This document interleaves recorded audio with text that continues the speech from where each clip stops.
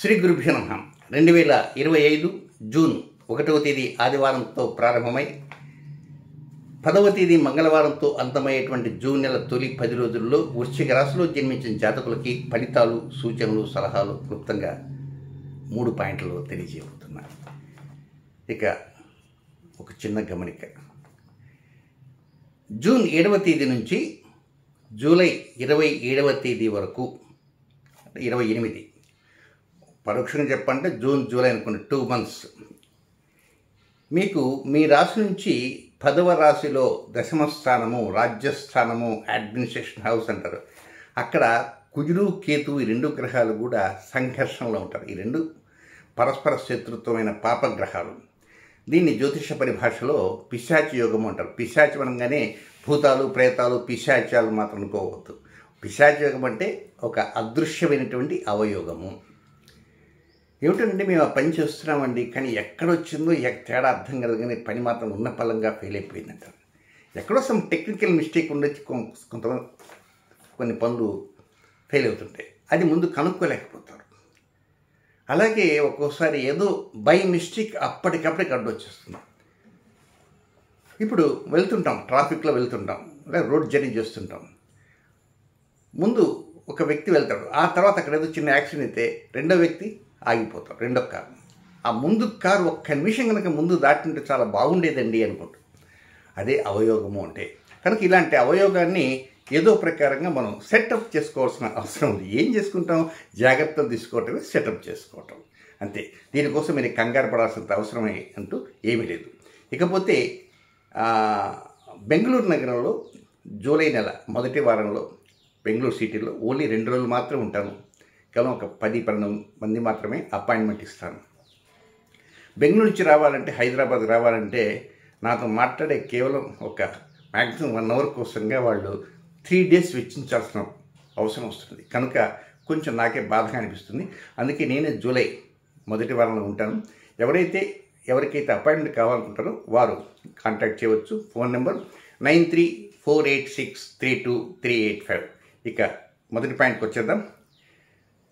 మొదటి పాయింట్, 1వ తేదీ ఉదయం నుంచి 6వ తేదీ రాత్రి 8:07 వరకు ఉండేటువంటి సమయం అంతా కూడా ఇది 10:90 లాగా ఉంటుంది. 10 ఏమిటి, 90 ఏమిటంటే 1వ తేదీ అంతా కొంచెం ఏదో విసుగ్గా తండ్రితో మాట్లాడాలన్నా వద్దన్నట్టుగా ఉంటుంది. దాని గురించి పెద్దగా పట్టించుకోవాల్సిన లేదు. కొంచెం మనసంతా భావంగా అనీజీగా ఉంటుంది.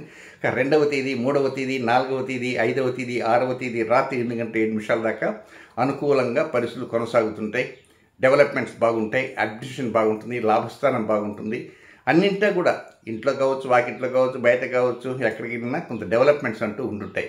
ఆందోళన చెందాల్సినంత అవసరం అంటూ ఏమీ లేదు. అయితే 1వ తేదీ మాత్రం కొంచెం ఏదో అనీజీగా ఉంటుంది. దాని గురించి పట్టించుకోవాల్సిన అవసరం లేదు. ఇక సెకండ్ పాయింట్కి వస్తే 6వ తేదీ రాత్రి 8:07 ప్రారంభమై 9వ తేదీ ఉదయం 8:51 వరకు ఉండేటువంటి సమయం అంతా ఇది అనవసరమైన ఖర్చు భాగం ఎక్కువ. టైం అంతా వేస్ట్ అయిపోతుంటుంది. డబ్బులు కూడా వేస్ట్ అవుతుంటాయి. రావాల్సిన డబ్బులా రాకుండా పోతుంటాయి. ఇవ్వవలసిన వాళ్ళ పీక తింటుంటారు. షేర్ మార్కెట్గా నష్టంగా ఉంటుంది. జూద సంబంధ క్రీడలకి వెళ్ళవద్దు. చేసే సమయం కూడా ఒక్కోసారి వృధాగా సమయం గడిచిపోతుంటుంది. కనుక చాలా జాగ్రత్తగా ఉండాలి. చేసే పనుల్ని హడావిడిగా చేసుకోకుండా ఏదైనా కొంచెం తేడాగా ఉంటే ఆ పని అక్కడ ఆపుకోవడానికి ప్రయత్నం చేయండి తప్ప దీని విషయం ఏదో ప్రకారం కంప్లీట్ చేద్దాం మాత్రం అనుకోవద్దు. అది మొదటికే మోసం వచ్చేటువంటి అవకాశాలు ఉంటాయి. మీకు ఎక్కడైతే డౌట్ వస్తుందో వెంటనే దాన్ని ఆపడం అనేది మంచి పని. ఇక చివరి పాయింట్ ఏమిటంటే 9వ తేదీ ఉదయం 8:51 నుంచి 10వ తేదీ అర్ధరాత్రి వరకు ఉండే సమయం అంతా కూడా ఇది కొంచెం అనుకూలంగా మానసిక తృప్తిగా ఉంటుంది. సుఖ సంతోషాలు వచ్చే విధంగా ఉంటాయి. డెవలప్మెంట్స్ వస్తుంటాయి. కొంచెం ఏదో ఆందోళన లేకుండా, ఆవేశాలు లేకుండా సాఫీగా మంచి వ్యక్తులతో మాట్లాడడానికి కూడా అవకాశాలంటూ వస్తాయి.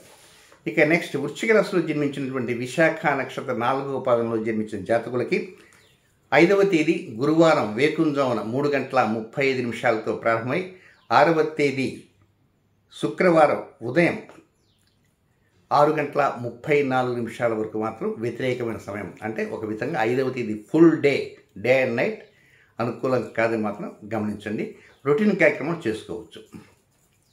నెక్స్ట్, అనురాధ నక్షత్రంలో జన్మించిన జాతకులకి 6వ తేదీ శుక్రవారం ఉదయం 6:34 నుంచి 7వ తేదీ శనివారం ఉదయం 9:40 వరకు అనుకూలమైన సమయం కాదు. రొటీన్ కార్యక్రమం చేసుకోవచ్చు. నెక్స్ట్, జ్యేష్ఠ నక్షత్రంలో జన్మించిన జాతకులకి 7వ తేదీ శనివారం ఉదయం 9:40 నుంచి ప్రారంభమై 8వ తేదీ ఆదివారం మధ్యాహ్నం 12:42 వరకు వారికి కూడా అనుకూలమైన సమయం కాదు. రొటీన్ కార్యక్రమం మాత్రం చక్కగా చేసుకోవచ్చు. ఏదేమైనా జూన్ జూలై ఇది పిశాచయోగం అంటారు.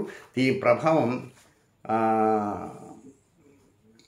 ప్రపంచవ్యాప్తంగా కొంత రాజకీయ నాయకుల మీద, క్లైమాటిక్ కండిషన్ మీద, వైరస్ల మీద, సరిహద్దుల మీద ఉండేటువంటి అవకాశాలు ఎక్కువ ఉంటాయి.